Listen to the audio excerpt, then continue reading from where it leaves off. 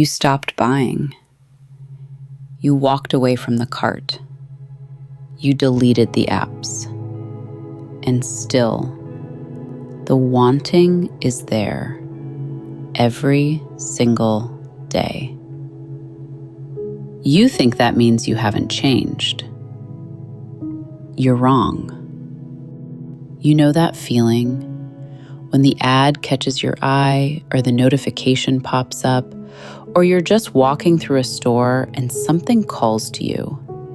Not even something you need, something you just want. And for a second, the rest of the day falls away. Most people in recovery know this feeling too well, and most of them think the same thing when it hits. It shouldn't still be happening.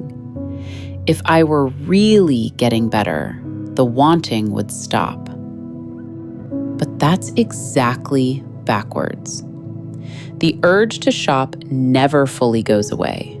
Not because you're broken, but because of how the brain actually works.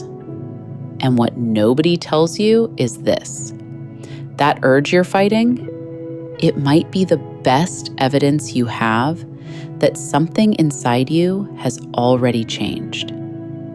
Stay with me for a few minutes, because by the end of this, that wanting, the one that makes you feel like you're failing, might start to feel like something else entirely.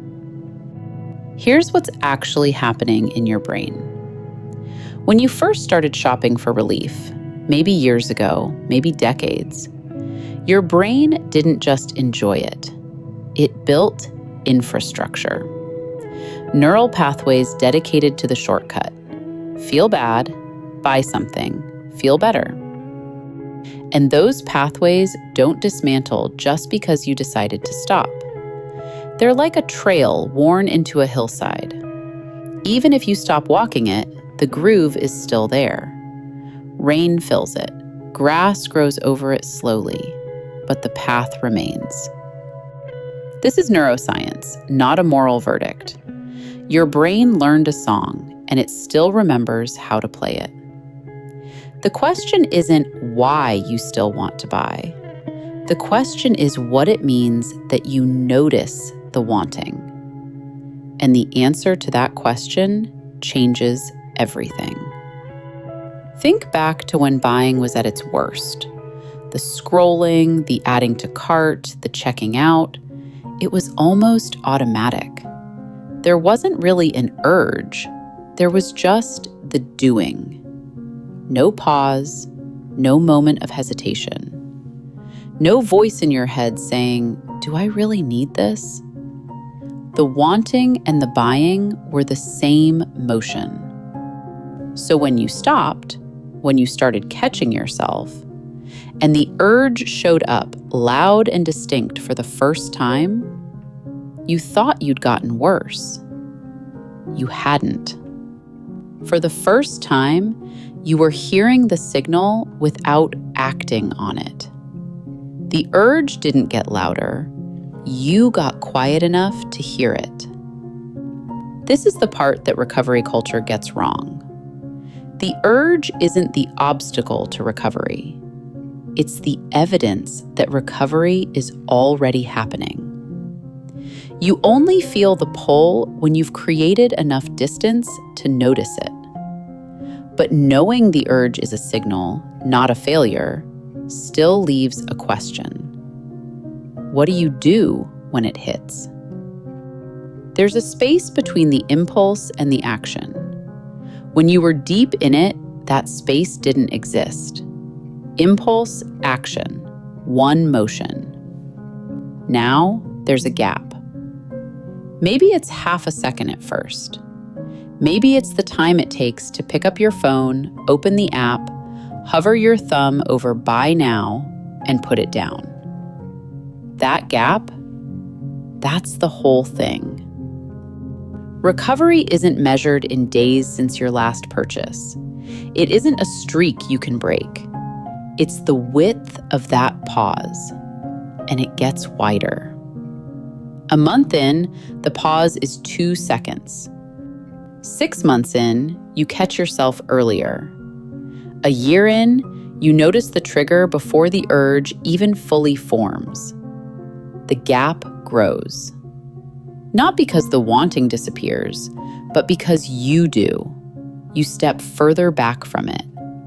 Enough to watch it arrive. Enough to let it pass.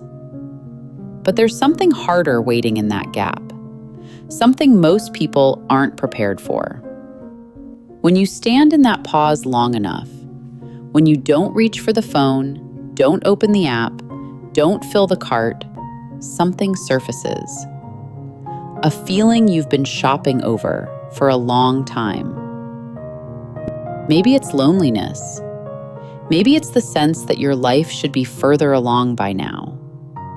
Maybe it's a specific kind of emptiness that a package on your doorstep temporarily fills with possibility. The urge was never about the product. It was your mind reaching for comfort in the only language it learned. And here's where it gets gentle. That urge, the one you've been calling your enemy, is actually a question. It's asking, what do I really need right now? It's just asking in the wrong dialect. When you hear it that way, the urge stops being something to fight. It becomes something to listen to. So the next time you feel it, that pull toward the cart, the app, the store, notice something. You're feeling it. You're not just doing it. That awareness, that tiny distance between the impulse and your response, that is recovery. Not the absence of wanting, the presence of noticing. Recovery was never about killing the want. It was about becoming the one who notices it. This doesn't have to end here. Retail Therapy Unplugged is a place to keep exploring at your own pace, on your own terms.